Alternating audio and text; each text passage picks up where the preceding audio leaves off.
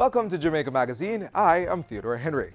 We have an interesting show lined up for you today, so relax and journey with us as we discuss both business and leisure topics. This week on Issues and Answers, we take a look at the Development Bank of Jamaica. Later, we'll travel to the western end of the island to visit the Montego Bay Cultural Center and its many attractions. Stay tuned as these stories unfold.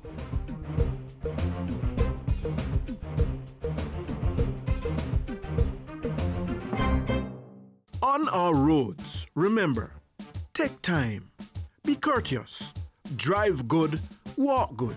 Part of keeping our roads safe is ensuring the vehicles we drive are mechanically safe, meeting all roadworthy requirements. And besides that, we must be good drivers and avoid risk-taking and sensation-seeking behaviors which are prone to causing road crashes.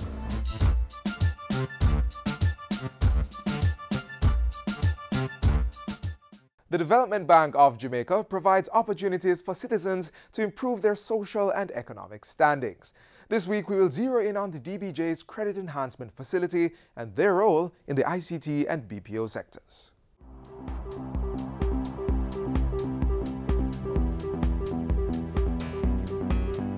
Thanks for joining us for another edition of Issues and Answers. I'm Ian Boyne. Today we talk about the Development Bank of Jamaica. Its General Manager with responsibility for loans, Mr. Edison Galbraith, is with us. We thank you for your company. Mr. Galbraith, good to have you on the show. My first question is the DBJ only for large investors? Do you cater to people in the micro sector, to the small man? Mm-hmm. Absolutely, we do. We're definitely not only for large businesses. The bulk of our financing each year actually goes to the micro, small, and medium-sized sector. That's the bulk? That's the bulk of our financing. What we found is that it's impact that we're after, so we focus on reaching as many small and micro businesses as possible. And on the other end of the spectrum, we support larger businesses where they create jobs and linkages so that everybody gets to benefit. Yeah. How do people access the DBJ? Give us an idea of the process and well, the kinds of people we are catering to. There are lots of people watching us.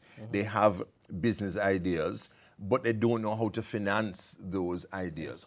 How do you help them? Right. There are many ways in which persons can access the Development Bank of Jamaica. We work through, for lending, we work through approved financial institutions, which typically are your commercial banks, credit unions, the Exim Bank, as well as other lending institutions. So persons would actually go to those institutions and access the DBJ loans through them. We have 22 accredited approved financial institutions currently. In addition to that, we also lend through what we call microfinance institutions, and we have 14 of those accredited.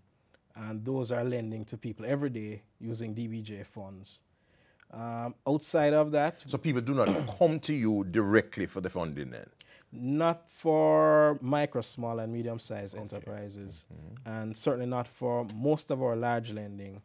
The only area in which we do direct lending currently is for the construction of business process outsourcing facilities, which are fairly large facilities. So people would go to a regular commercial bank and say what? They want this DBJ facility? Yes, we actually encourage persons to go to their banks and ask for a DBJ loan because the banks have a range of facilities available. DBJ loans typically attract a lower interest rate. So that's the benefit that most persons get. Lower interest rates, longer tenors on the loans, flexibility.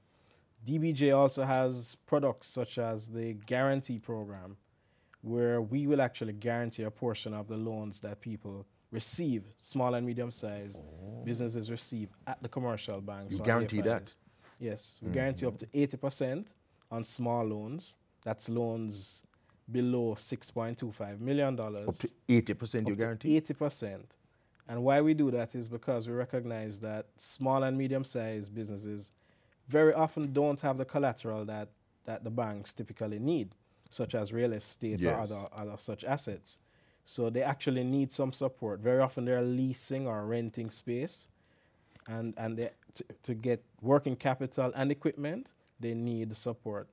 So we've provided over 1.3 billion in guarantees to date, allowing over 300 small businesses to access over $2 billion in loans. Over what period? Over the last 4 years. The last 4 years? Yes. Yeah, that's quite a significant benefit. And there's an Ignite program that you Absolutely. tell us about. Again, that program is targeted at what we'd say micro and small businesses. These are where entrepreneurs, young entrepreneurs predominantly, who have innovative ideas, that's ideas that are different but viable. They are able to compete essentially for up to $4 million Jamaican dollars each to support their projects.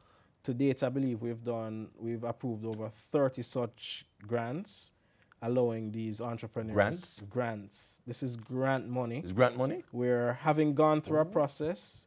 Typically, they have to be a part of an incubator. Yeah. So you have programs offered by the JBDC, the Branson Center, the university programs, as well as the Jamaica Manufacturers Association. So they apply through those programs again. They are vetted, screened, they're allowed to pitch their ideas, and then from that, up to 30 persons are selected for these grants. Okay. And a person can get up to $4 million. Up to $4 million Jamaican dollars. In grants, in not grant loans. financing. If the ideas are rated as and we have innovative had persons with enough. brilliant ideas coming through. Ideas for businesses that we believe will grow significantly over the next few years. Through this program. This is an important facility. Yes, it is. And people are putting up ideas. Yes, they are. Yes, they are. And they're pitching ideas. We also support the national business model competition run by the universities, where students are able to come together and pitch ideas. And they go through a rigorous program where their ideas are vetted, they're refined. And the winners from Jamaica have actually gone on to the International Business Model Competition and done extremely well. I believe they've come probably 4th and 7th of the global pool. Good.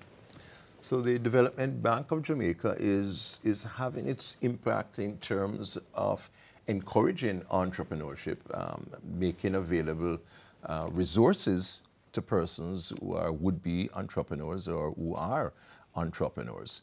DBJ is not just for the big man. The DBJ can help you. Just stay tuned to us. When we come back, we'll tell you more ways in which DBJ can help you.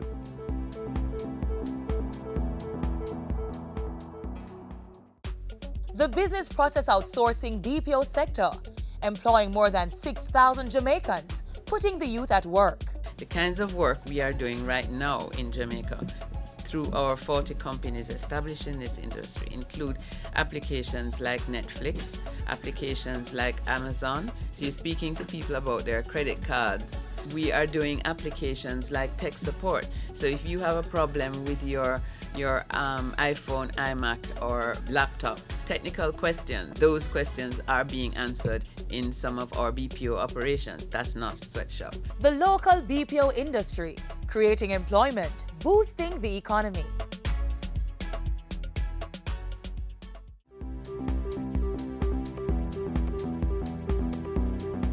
Welcome back to Issues and Answers. We're giving you ideas as to how your ideas can be funded. The General Manager with responsibility for loans at the Development Bank of Jamaica, Edison Galbraith, is our guest. And the DBJ helps not just in terms of loans, direct money for investments, but also in capacity building. You help companies to be technically competent. Absolutely, yeah. And what we call that typically is the 3 C's. We focus on capital because businesses need capital to grow. They also need collateral support because our lenders typically require security. But critically, they also require capacity. And in that regard, we provide capacity in a number of ways. But the one we want to focus on right now is our voucher for technical assistance, where persons are able to access, again, grant funding, where DBJ pays up to 70% of the cost. And we have caps for each level. Yes. Where if persons need, let's say, a business plan to be done to improve their business, they can actually go on our website, dbjvoucher.com, and subscribe, apply for that voucher, and receive that support. So we provide our And what's range. the amounts that are provided? Well, there are a number of vouchers depending on the service. Okay. The cap is about 500,000, but there are Okay. vouchers for 300, Good. 200, 100,000, Yes. depending on the service. So small businesses are able to get financial statements prepared. They're able to get accounting software. They're able to get mentorship. They're able to get shelf life studies done, patents done, a whole range of services that they need. And it's not only for those that are seeking loan financing. If you have a small business and you simply want to improve your operations, then you can access that voucher at DBJ's. DBJ. So if I need some kind of capacity development for my workers, for example, I could access funding on the voucher Absolutely. program for that? Absolutely. There's training for your staff. Training for staff. There are a range of services. Some things you can access through the Jamaica Productivity Center, the Bureau of Standards, a range of service providers. And it's important because there are people watching us who have business needs and who might not know that in fact these needs can be catered to by an institution like the DBJ. Absolutely. And to date, we've approved over 800 such vouchers. So small businesses have come forward and applied and received the support. So we're encouraging everybody out there to actually, if you know a small business that needs the support, go online to dbjvoucher.com and apply for the service. The services are available. Yes. And did we mention the number of loans that you made in the last financial year? In the last financial year, we did about 16,000 loans. That many? Simply because we lend through microfinance institutions, we lend through approved financial institutions, credit unions, commercial banks. So your reach is wide. So the reach is wide, much, much wider than DBJ could if it were to do it on its own. Yes. So we tap the network of all our lenders. And I know that job creation is also an important part of your mandate. And you do that through the provision of loans for factory space. So when you give loans to larger industries, the objective is to help ordinary people, to help to create employment. Absolutely, absolutely. We've focused over the last few years on the business process outsourcing industry. BPO. Simply because that industry creates thousands of jobs for the lowest capital. It's labor intensive.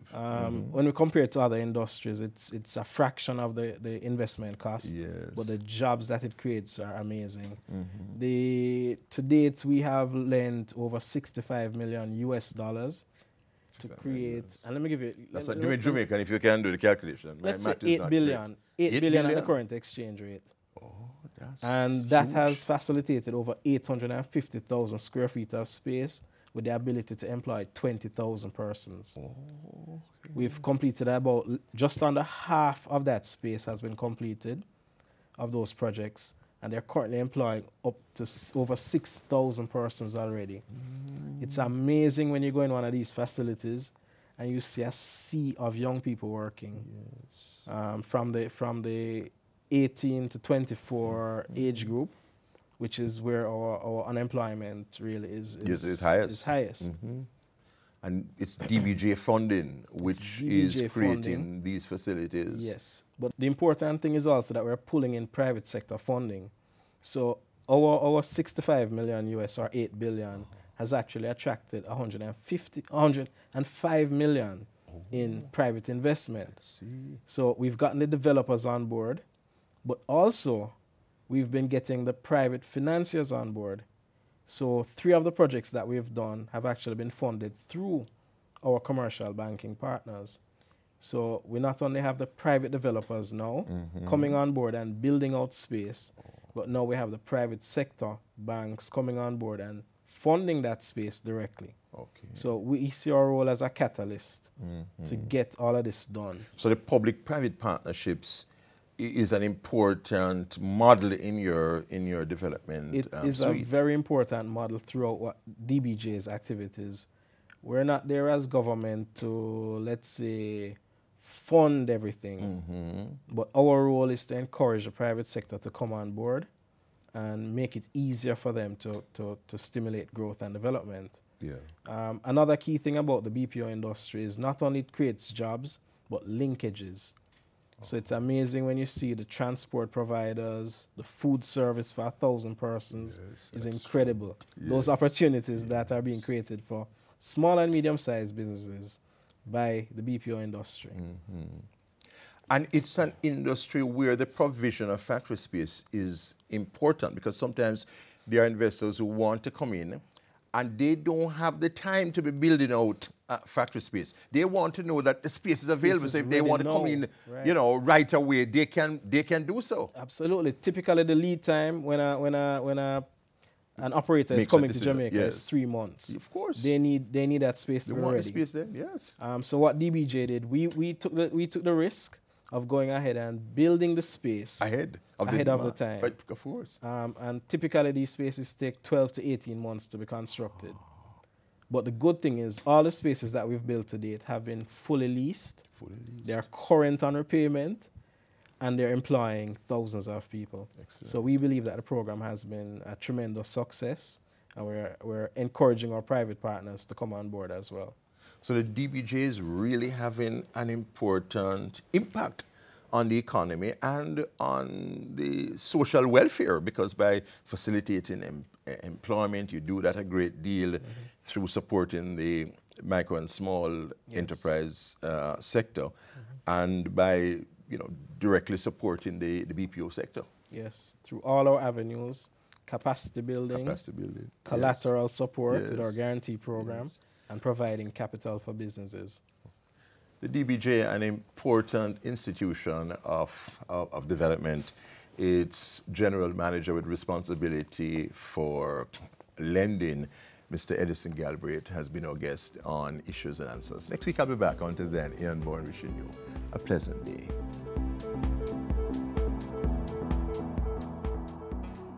Let's celebrate Jamaica to the world. Fastest man in the world. First Jamaican woman to win gold in Olympic 100-meter sprint. An upcoming global superstar. Mouth-watering meals. And a vibrant set of people. We are Jamaicans. Let's get together and bring back the love. A gallery, museum, town hall, cultural diversification all under one roof. Western Jamaica's very own Montego Bay Cultural Center. Watch this feature and become transfixed with this edutaining place.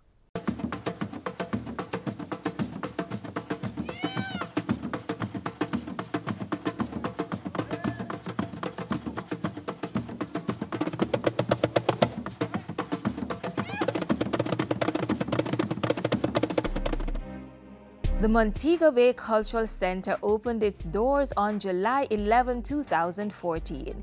It has a commitment to retaining Jamaica's rich history while promoting and developing its artistic treasures. Today, it is the home of the National Gallery West, which is an extension of the National Gallery of Jamaica and the National Museum West. It also hosts a multi-purpose town hall and Freedom Monument. The Freedom Monument chronicles the names of the slaves who were harshly sentenced for their participation in the Christmas Rebellion. National hero Sam Sharp was hanged on the front cobblestone of what is now the Montego Bay Cultural Center for his leadership of this rebellion.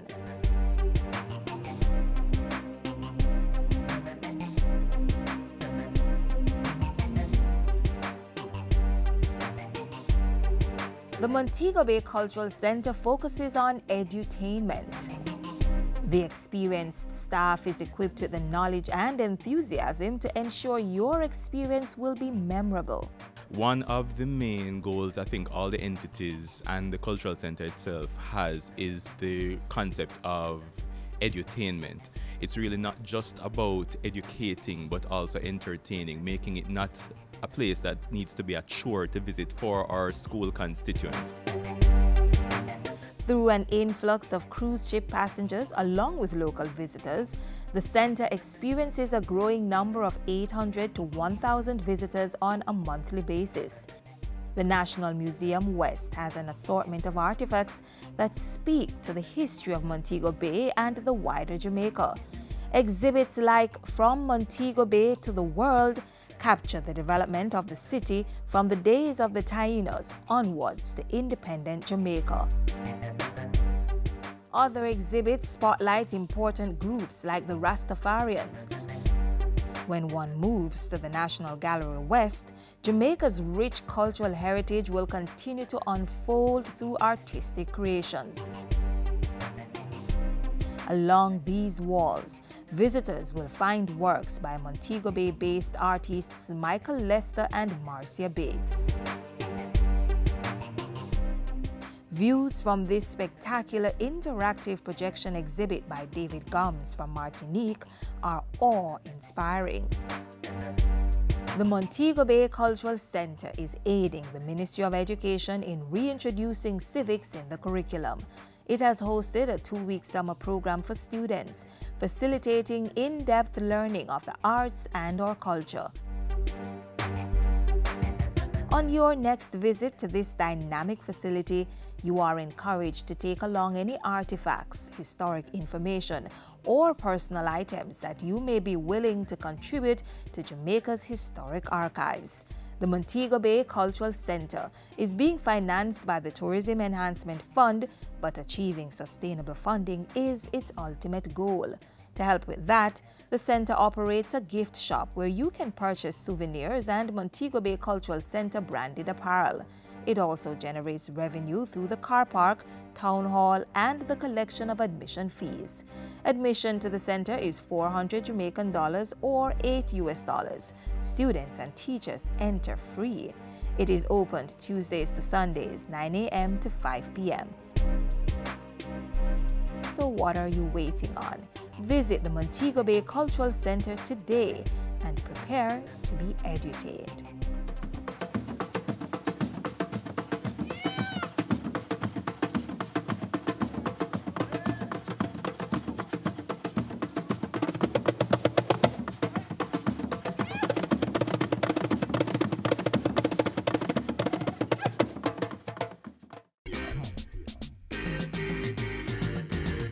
Stand up and get in the race. I can become the master of my destiny. Step up your stride, make we work like a harder. Do it like Veronica, more than a supper. We can rise above the challenges and shine. Was with passion in your heart.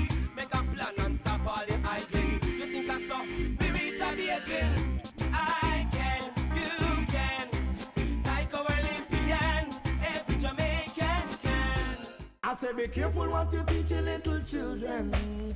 Make sure I know something to hurt them. Mind what you saying to my sister. She could be the next Prime Minister. Sexual abuse is always a very difficult thing to confront, particularly when the alleged victim is a child. Parents, if it is that you suspect that your child has been sexually abused or is in a vulnerable set of circumstances where an abuse may occur, we encourage you to have dialogue with your child. Take the child to the pediatrician who normally attends to the child. If there is no such pediatrician, take your child to the clinic, to the hospital, to some medical practitioner who can do an assessment for you. It's very important as well that we don't just look at the physical side, but we also seek to find the kind of psychosocial support that a child may need. Does the child need a session with a counselor? Does the child need to speak with a pastor who is used to dealing with these issues? Does the child need to get that ongoing psychological support to assist with the healing process and also to assist the child in becoming strong enough, as it were, to deal with the various processes that will follow once it is that you suspect an abuse has occurred? If it is that the child actually discloses when you engage the child in discussion that, yes, mommy and daddy, I was abused, we encourage you to entertain the child, to listen to what the child has to say to you, and to take it very seriously. So we really urge you to have those discussions and to seek guidance in terms of, do I speak to the police about this, which we always say you have to, because once a child has been sexually abused, it's a criminal matter, and it means that once at all possible, the child should be assisted to go through the processes so that the perpetrator can in fact be held accountable. Support your child and let them understand in very clear terms that they are not the cause or the reason for this abuse having been perpetrated. But the most important element is to support them, get them access to the services that they need, and give them a chance to have you give them that listening ear. For these tips, and of course any other information that deals with children, that is anyone under 18 years, please feel free to contact the Office of the Children's Advocate. We're at 72 Harbour Street, downtown Kingston, and our numbers are 948-1134, or website www.oca.gov.jm. Thank you. Watch what you teach your little children. Make sure I know something to hurt them. Mind what you're saying to my sister, cause she could be the next Prime Minister.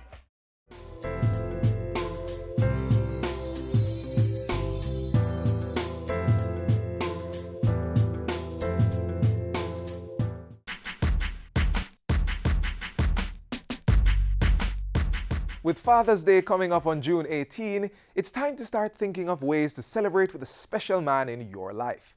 Spend some time with your father. Knock a few dominoes, play around a Ludi or some other interactive games. Get those jerk pans out, roast breadfruit, steam some fish. Allow Dad to relax and enjoy the day. Give your old man a hug, laugh at his silly jokes, create new and lasting memories. Aim to make your father feel special in every way as we continue to make Jamaica the place of choice to live, work, raise families, and do business.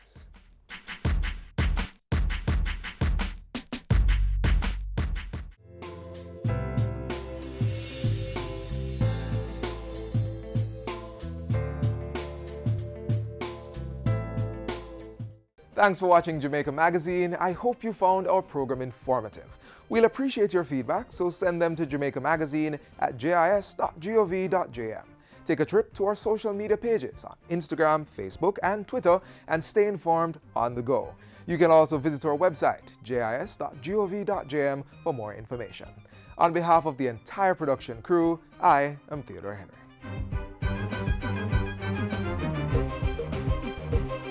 This has been a production of the Jamaica Information Service, the voice of Jamaica.